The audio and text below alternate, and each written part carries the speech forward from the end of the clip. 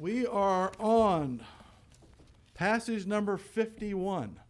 Thought we were on 52, but I forgot we didn't have one last week. So we're on week 52, but we are on the 51 of the 52 passages all Christians should know. And we're going to go to a very familiar one everybody should certainly know, and that is Exodus chapter 20, verses 1 through 26. Anybody know what is in Exodus chapter 20? The Ten Commandments. They made a movie about that or something. So, Ten Commandments. Everybody should know these. We sing songs about it. We know about it. But first, we're going to start tonight by giving a little context as to what is going on here. As everybody recalls, God, by his mighty hand, brought the Israelites out of Egypt where they were slaves, bringing the 10 plagues upon Pharaoh and the country, right? Brought them out, brought them through the Red Sea, brought them through the wilderness, providing food all along the way, just as they needed it, water when they needed it, protection from their enemies. And he brought them to a place that God said he would bring them to. Because it was at Mount Sinai, actually, when God came and spoke to Moses through the burning bush, and said, as a sign to you that I'm in control here and I've got everything, I'm going to bring you back to this place. So he brought them. The first place he really took them, the first place they needed to go was Mount Sinai. So he brings them to Mount Sinai, and his whole purpose here is to basically tell them as a nation what is expected of them. Because in order for you to have a nation, in order for you to have a society, there has to be rules, right? If you have no rules, what do you have? Anarchy. You got nothing. And as has been seen throughout history, even to this point, when God said just do the right thing, what did people do? Whatever they wanted to do, whatever was in their own mind. That's why we ended up with a flood, right? Things don't go well, so he's going to sit them down at Mount Sinai, and he is going to personally talk to them and tell them, these are 10 things that I expect of you. Now, is this all that is expected of them? Is this the entire law? Not even close. That's why we have the rest of the book of many chapters of Exodus. That's why we have the entire book of Leviticus. That's why we have Deuteronomy, to really lay out the whole law, a law for a people, a law for a nation, because they are to be a nation and God is to be their king, their lawgiver. He will use judges. He will come and he will rule his people. And these are the laws they need to do to get along, right? To be blessed of God, to have success, is to keep this law. So, let's start in chapter 19, verse 20. And the Lord came down upon Mount Sinai on the top of the mount, and the Lord called Moses up to the top of the mount, and Moses went up. Now, this is not the time he's going to receive the tablets. That is later. He's just going to come and tell them this is what's going to happen tomorrow, okay? Verse 21, the Lord said unto Moses, go down, charge the people, lest they break through unto the Lord to gaze, and many of them perish. And let the priests also, which come near to the Lord, sanctify themselves, lest the Lord break forth upon them. God is going to come and visit mankind. He is going to come down on the mountain. If anybody comes and steps on the mountain, what's going to happen to them? Unless they were invited, they're going to die. If they try to sneak a peek, what's going to happen to them? They're going to die. If those invited to come onto the mount are not sanctified, what's going to happen to them? This is that thing. If you come unholy into the presence of God, you're going to die. And let's get something straight right now. Isn't this nice? We have Jesus Christ. Through the blood of Jesus Christ, when can we come into the presence of God? Anytime, even with problems, even with our baggage, even unsanctified, we can come, can't we? And throw ourselves at him. Right, verse 23, 23. And Moses said to the Lord, the people cannot come up to Mount Sinai, for thou chargest us, saying, set bounds about the mount and sanctify it. I love that. Don't worry about it, God. We are a people that follow instructions. What does God know about? Why is God telling them, remind the people, don't come up here? Because barriers aren't enough, are they? Even today in our society, if somebody sees a barrier, do they automatically say, well, I guess I shouldn't go past that? And most of the time when you see a barrier, what do you say? What's going on over there?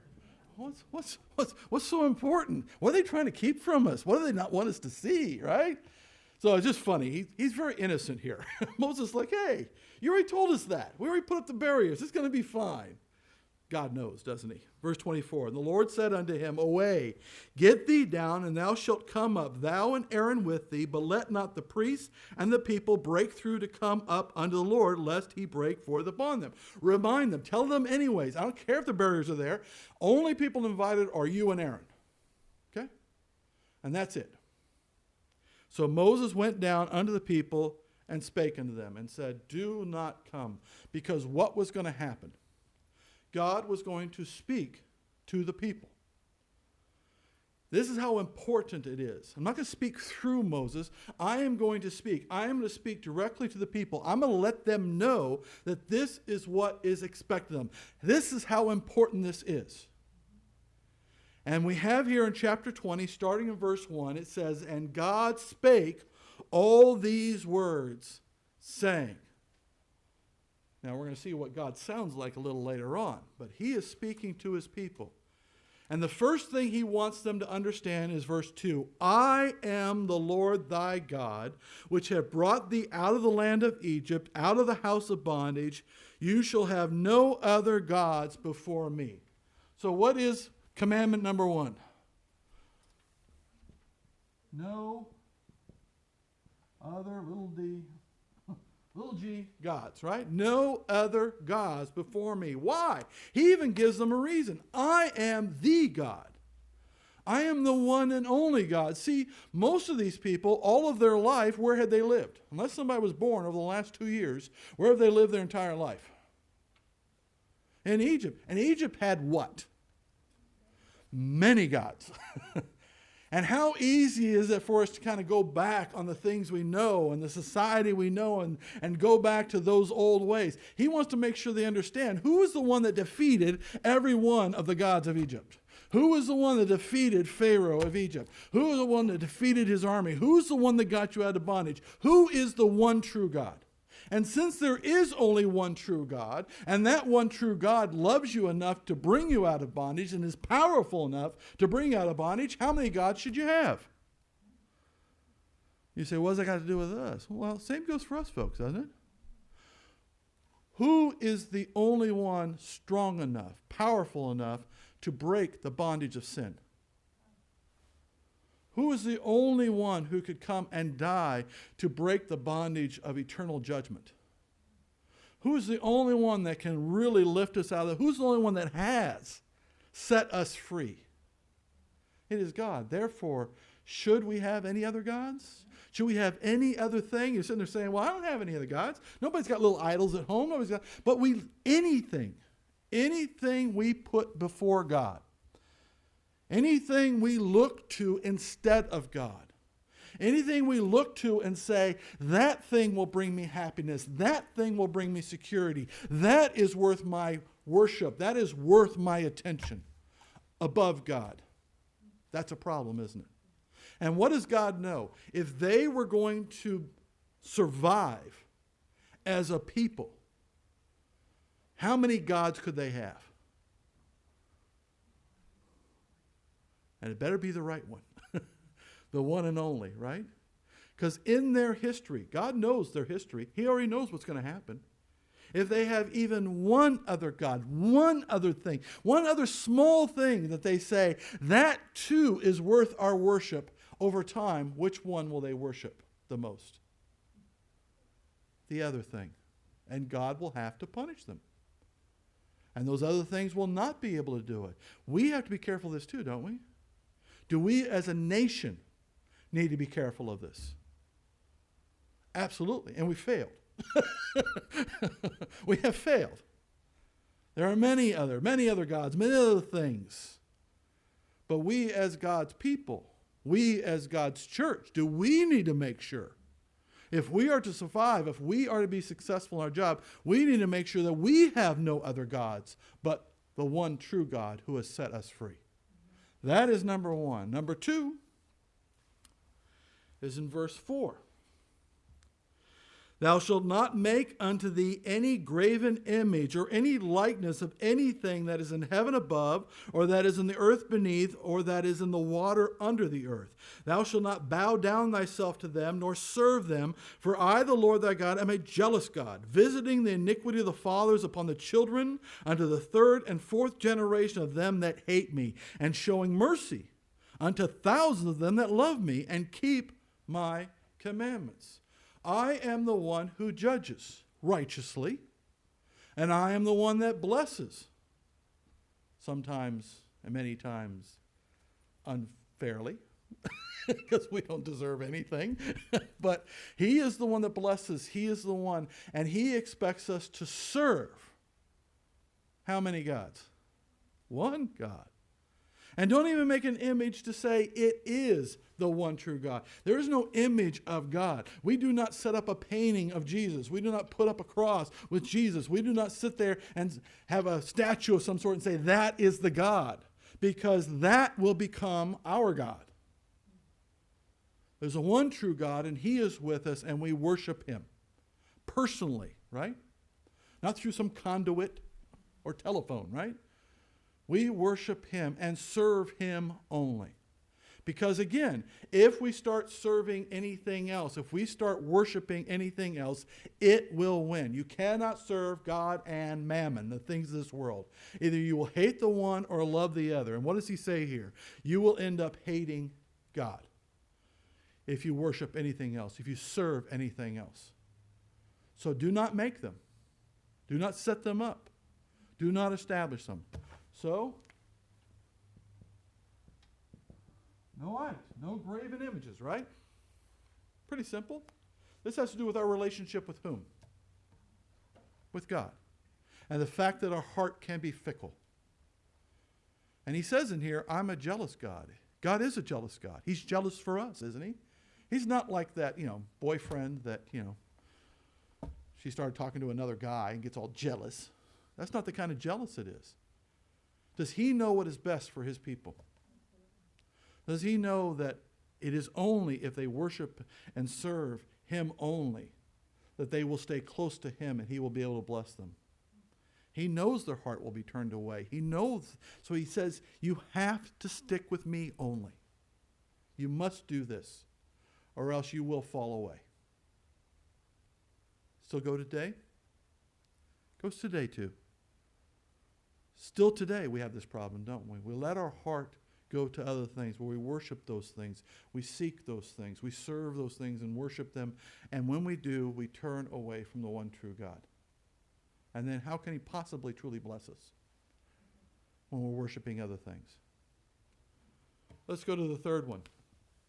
Verse 7. Thou shalt not to take the name of the Lord thy God in vain, for the Lord will not hold him guiltless that takes his name in vain. This just comes down to respect, right?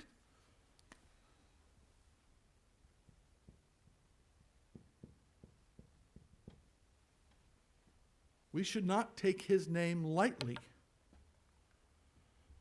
Does that happen today? Yes, it happens all the time. We got to keep getting on the kids all the time because they continually use God's name in vain. They just kind of throw it out. It's amazing to me that human beings would get to the point where they would actually use the name of their Savior, the name of their King, the name of their God as a swear word.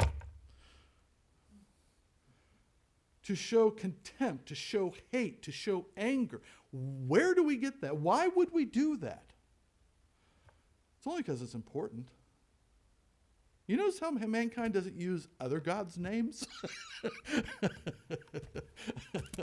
Nobody's throwing around and, using Joseph Smith as a swear word, right? I mean, it just shows they know in their heart of hearts who the true God is, don't they? And it is Satan who in their heart belittles the name. And when you belittle somebody's name and you make their name worthless, what are you trying to say about them? They too are worthless. So if we're going to use swear words, we ought to just pick somebody else.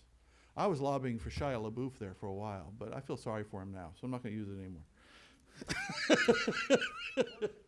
I know, his name actually means something good, so I can't use that one either. So, but don't take the name of the Lord. That's why the people of Israel would not even say his full name. They'd use, well, Yahweh. They would take out all the vowels, basically, and they would, I'm not going to use his name so I don't accidentally say it. No, it's okay to say Jesus, isn't it?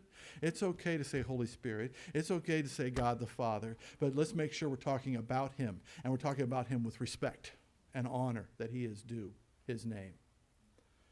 And then what is the fourth one? Verse 8. Remember the Sabbath day to keep it holy. And this is about time. These are about worship and devotion, right? This one is about respect. And this one's about time. Are we going to give our time to the Lord? Now, for them, the Sabbath was from sundown Friday to sundown Saturday, right?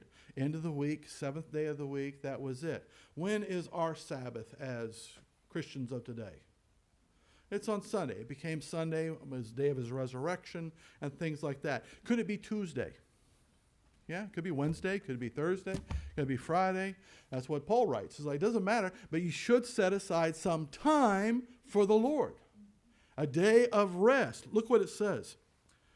Verse 9, 6 days shalt thou labor and do all thy work, but the seventh day is the Sabbath of the Lord thy God. In it thou shalt not do any work, thou, nor thy son, nor thy daughter, thy manservant, nor thy maidservant, nor thy cattle, nor thy stranger that is within thy gates.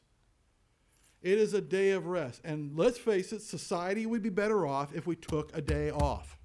We do not need to work 7 days a week. It does not have to be a constant thing. Because if that happens, who do we then push out of our lives? God. It's easy to just not think about him as we just kind of run from one thing to the other, to the other, to the other. And you say, well, that's impossible. There's no way I can get all the things I need to get done in 6 days. That's just impossible. Verse 11. For in 6 days the Lord made the heaven and the earth. So, I dare you to compare to-do lists. In 6 days I must create everything. But I know, running those errands can be time-consuming.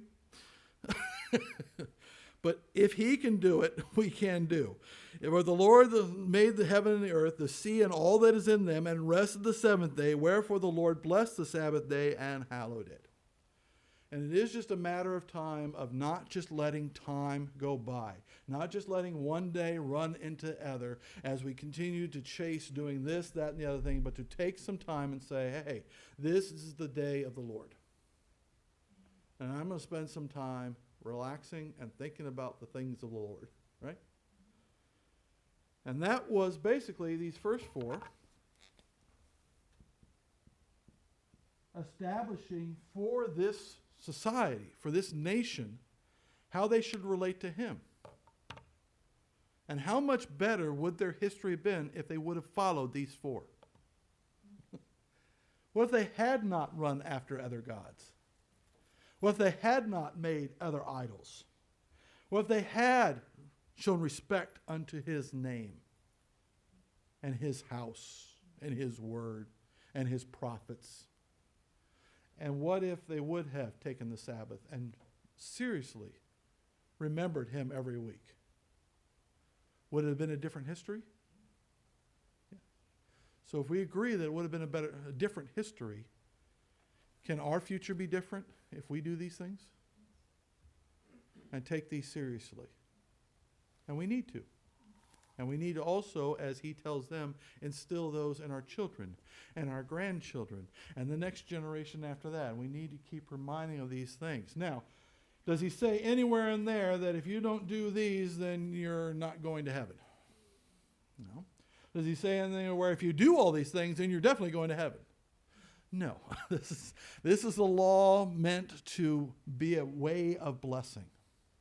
Because we know, frankly, can we do all of these things all the time? Is there any way we can even do those four things all the time? No. We will violate one of them, if not all four of them at some point, right? So this isn't working our way to heaven. This is the better way. Then he goes to interactions with one another. Let's go to verse 12. Honor thy father and thy mother, that thy days may be long upon the land which the Lord thy God giveth thee. So honor parents. And I want to note, anywhere when Paul is going through a list of the worst that people do in his letters, which one is always in there? Disobedient to parents. Because when the children do not honor the parents, and there's a breakdown in the family, if there's a breakdown in the family, then there's a breakdown in the society. Bottom line. And you'll notice when the people do get into the land, and during the time of Judges, how long did it take when God saved them and they all turned back to God and worshiped him? How long did it take them to stop worshiping him? 1 generation. Why? Because the children did not what? Honor the parents. Oh, that's old people stuff. That's the old ways. They're not the new ways, because new ways are always the better ways, right?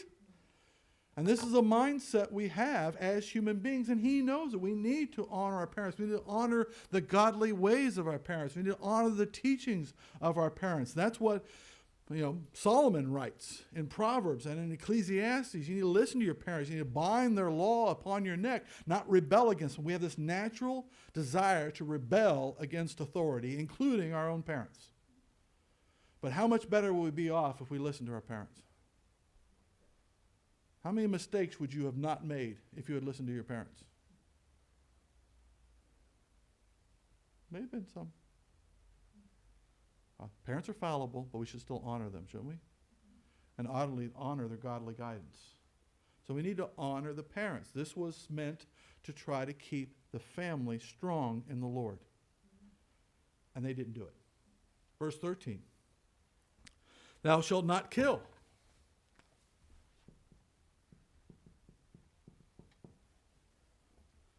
Killing other people was a relatively new concept at that time. No, it's not.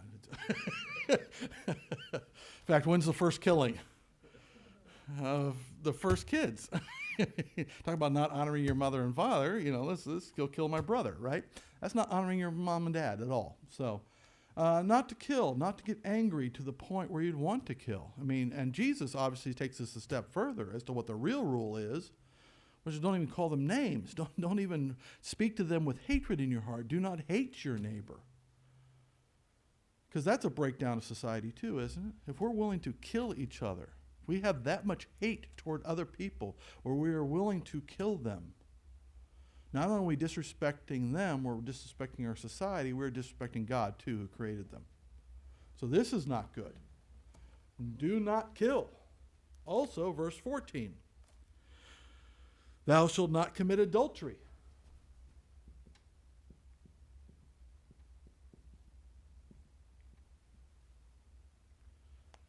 Because that's disrespectful to who?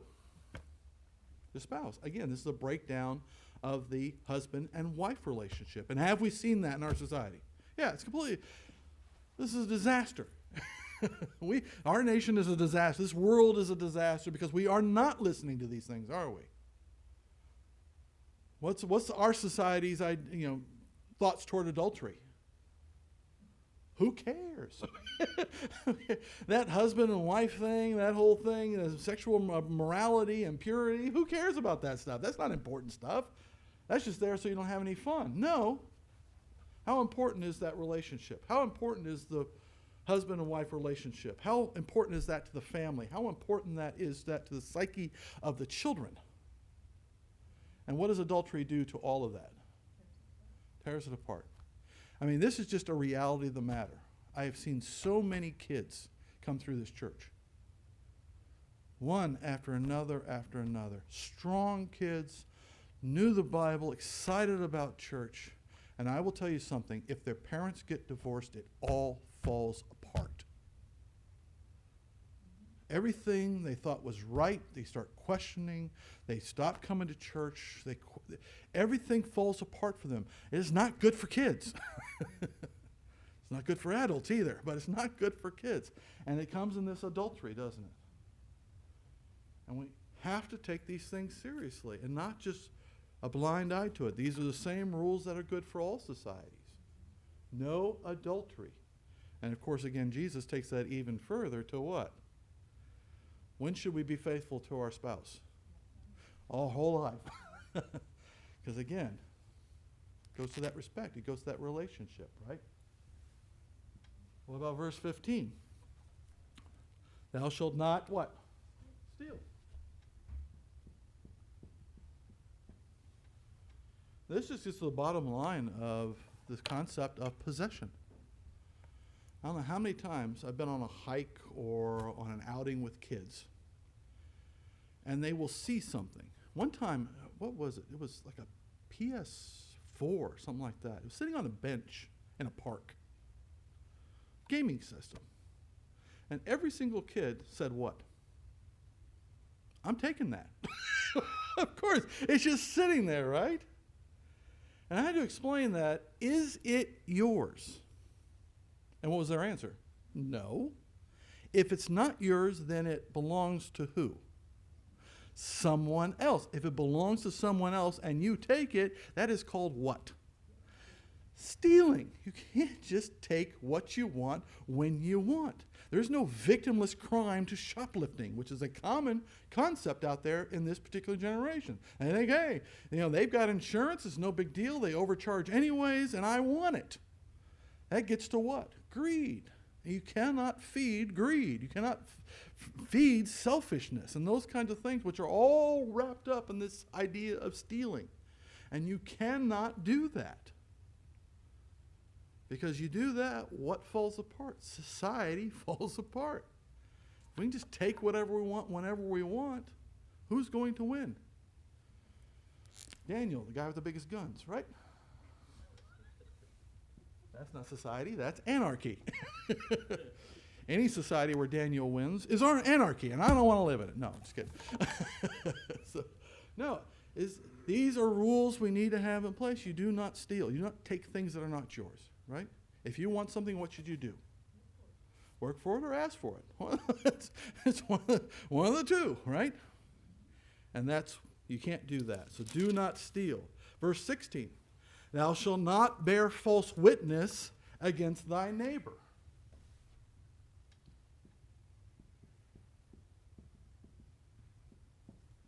And this goes to just the process of law.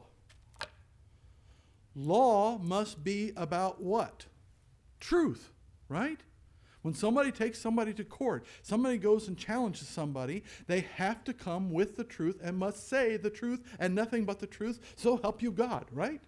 Because if we don't have that, if we have no truth given and there is no seeking of truth, what do you have? You have what we have now. Right? You have people who are in jail who should not be, and you have people out of jail who should be, right? And that's no way, again, for society to operate. You can't have people lying about each other. And Jesus saw that, didn't he? They had people lying about him. Fortunately, they saw through it. Right? But yeah, you can't have that. You have to be people of your word who will honestly tell all things, whether it hurts them or not. But be honest in all things. Then finally, verse 17. Thou shalt not covet thy neighbor's house. Thou shalt not covet thy neighbor's wife, nor his manservant, nor his maidservant, nor his ox, nor his ass, nor anything that is thy neighbor's. Do not covet. Because when you covet, what does that lead to? Usually leads to steal, eventually, possibly, or other actions. And the covet is that is your desire. And here's the problem. When you are coveting things, why do you covet things? Because you think it will bring you happiness, you bring you security, will bring you goodwill, will bring you fame, will bring you things. But when you are coveting things of this world, who are you not relying on? This is kind of circular. Goes back to this, right? And we cannot be people who are constantly jealous of what other people have and desiring what other people have. I know our economy would completely fall apart if people actually did this. But we should be people who are then content with what we have and thankful for what we have, right? Does that mean we don't desire anything? No, it's okay to desire things, but to covet, to desire what somebody else has, to say that is the thing, that becomes a problem, doesn't it? And can lead to wars and fights and hatred and all kinds of nasty stuff, okay? So he's sitting here and he's talking to them as a society, as a nation, and saying, here are 10 principles. If you are going to get along with one another and we are to have a society of truth and law and order, you need to keep these. And if you want to be blessed and have a relationship with me where I can keep you in the land, you need to do these, right? Pretty straightforward. Now, what do you think the response of the people should be at this point? Sounds good. Yeah, we'll do that, right? Was that their response, though? I love this response. Let's look at verse 18, sorry. Verse 18. Exodus chapter 20, verse 18. And all the people saw the thunderings and the lightnings and the noise of the trumpet and the mountain smoking. And when the people saw it, they removed and stood afar off. And they said unto Moses, speak you with us, and we will hear. But let not God speak with us, lest we die. I get from that how much of this did they hear? I don't think they heard any of it. They just saw the lightning and the thunder and the noise and everything, and they all just basically backed off and said, he's too scary. Don't let him talk to us. Moses, you talk to us. And they did not hear. And let's face it, when God comes to us and says, this is the better way, how many of us can find an excuse why not to listen?